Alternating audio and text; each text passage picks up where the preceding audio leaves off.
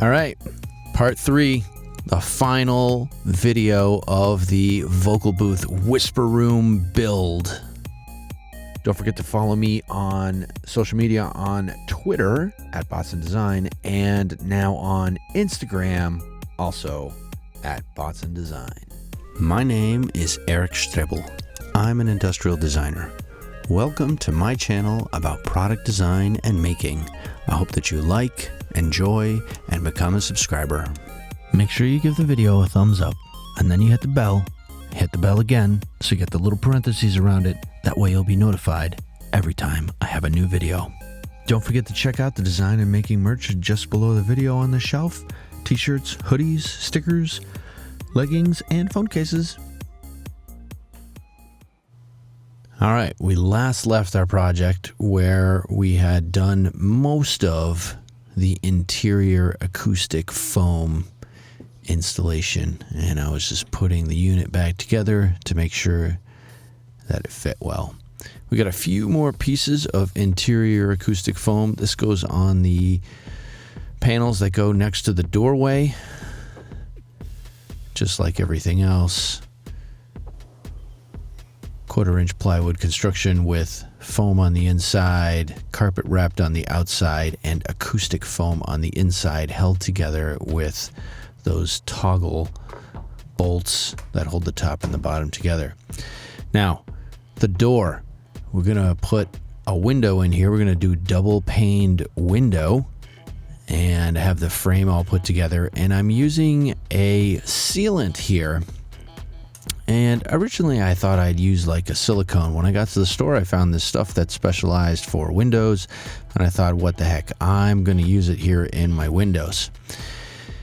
So I'm just squeezing it into the grooves that I made for the little wooden frame, cleaning the glass really good with a nice microfiber cloth that's nice and clean, gloves on so I don't get any finger marks on anything. Get it all really nice, ready for the install. All right, we'll slide this piece of glass in here. I believe it's 1/8 inch. Slide it in the groove. You can see a little bit of that sealant kind of oozing out. I try to clean it up the best I can, get it in straight so it doesn't get cracked or broken or anything like that. Using the sealant as like a little bit of a gasket as well. And here we carefully get the glass put into place. Okay, the door has taken an extreme amount of effort on my part. Just the detail with the door and the handle and the foam and then the glass and then getting it all hung. All of this is a huge extra amount of work. Just beware when you build one of these things. So here's the second sheet of glass that I'm sliding into the other groove, trying to be careful not to ooze and squeeze out that sealant that I have in there. Try not to get it on my hands, keeping the glass nice and clean, because there's no way to go and clean any of the finger marks or anything from in between the two pieces of glass. The outside surfaces on the outside that I'm going to have access to, not worried about that. It's in between, because once those pieces of glass are in, that's it. There's no change in that. So here I am, put the other piece on to hold everything together in the frame, and I'm just going to let this cure overnight.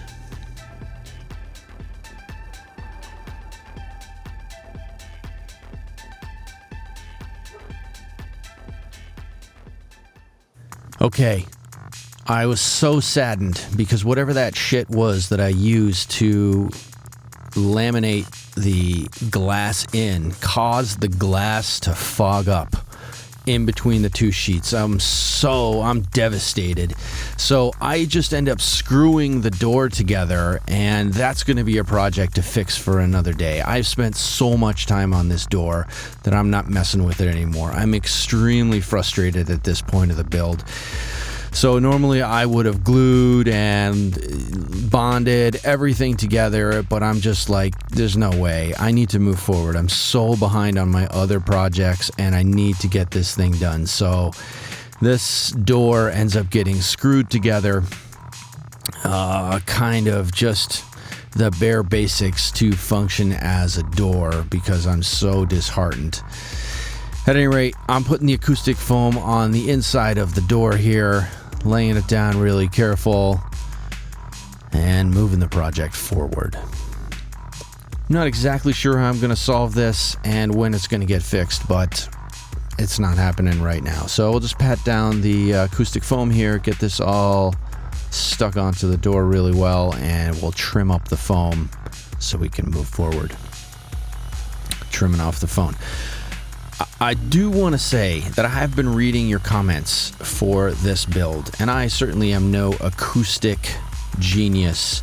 And, you know, my goals for this booth were nice lightweight, portable, a dead decent space to record audio in.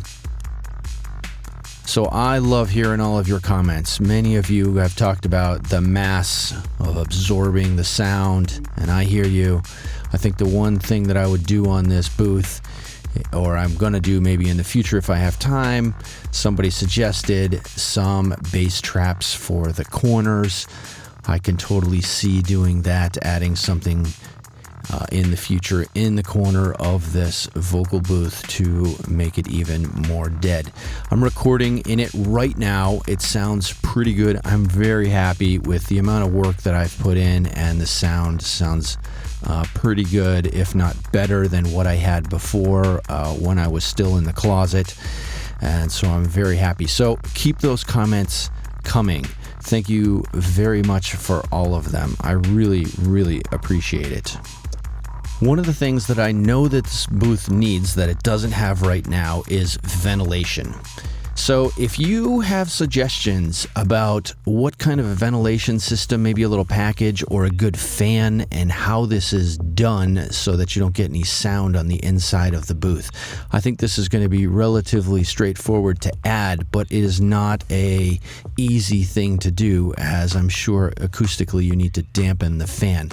So for those of you out there watching, and if you have suggestions about how to add a vent system to this, I probably need to add some inlet air at the bottom, and then the exhaust comes out the top. Please leave those in the comments. It could be very helpful for me for adding that in the future. All right, so acoustic foam on the other side of the door. This is where the hinge goes on. I'm doing this all kind of connected because I want the cones to all line up really nice. About the only thing that's left here is the acoustic insulation for the ceiling. And sorry for the camera going in and out of focus. We had it on autofocus here instead of manual like we normally do when we record this kind of stuff. Thanks, Panasonic. Maybe someday you'll get that shit figured out, and, you know, maybe even you'll fix your fucking mobile app too. You know, how hard can it freaking be? Jeez, I'm sure it'll fall on deaf ears. Anyway, let's add the spray here for the acoustic paneling in the ceiling. And I'm using a different stuff in the ceiling because I don't have a lot of overhead space. So I'm using a thinner acoustic foam for the ceiling to get as much headroom as possible. Again, wearing good safety protection so I don't get this spray stuff in my lungs. And I'm just spraying out the foam here.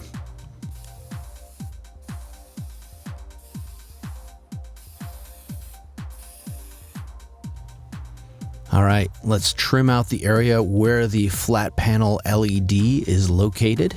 And I just use a straight razor here, and I'll flip it upside down, and it slices through that foam very, very easily. This is a blade from a utility knife. You can buy I buy them in packs of, 50 or 100 at a time or whatever, and pop them in my utility knife. Very handy, perfect for this kind of a thing. All right, so I'm really looking forward to having this dimmable LED in my booth. I know that that's going to be really nice. I record with a low light level, and then when I play back my videos after I've recorded the audio, I actually turn the lights completely off so I can focus right on the screen. So having nice, even lighting inside of your vocal booth, super bonus for me. Very nice. I can highly recommend it.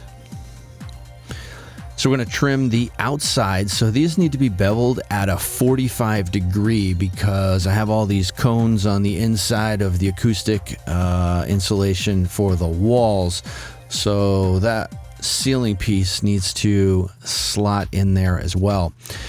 Now, I have a bunch of extra insulation foam from insulating all the panels on the walls, and I'm gonna drop that into the floor just to add a little bit more insulation, hopefully deaden the sound a little bit more. I have the foam already, so I'm just gonna use it, and I basically cut it a little bit tight and I just press it in. I don't think I even use any glue here.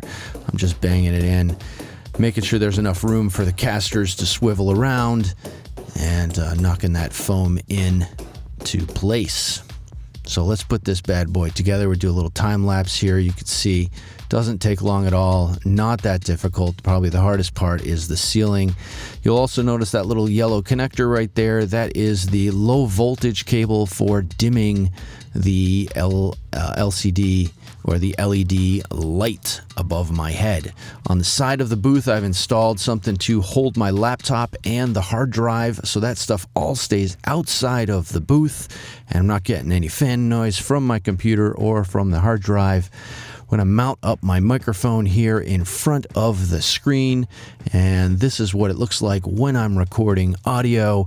I have a keyboard and a trackpad there on a little table in front of me where I can control Final Cut and do all my recording. Headphones. Yep, gotta have those. That's how I can hear what's going on. I'll put them in the shuffle. That's not so good. Oh, hang on a second. Hang on. All right, that's what this booth needs. An Alfred backpack hanger. Great for holding your headphones, of course, as well as your backpack. These will be in production very soon. They're being made right now. Look for those on the market if you ordered them and you're a fan from the Kickstarter campaign. They'll be out very soon. This is the end of my DIY vocal recording booth. Don't forget to subscribe to the channel. You can do that by clicking on the icon in the bottom right of the video or below the video. Give it a thumbs up and follow the channel there as well. Hey, and don't forget to follow me on social media. I'm on Facebook sometimes, Twitter usually, and now Instagram. Rock on. Click here to check out some of the other design and making videos that I have that you might enjoy.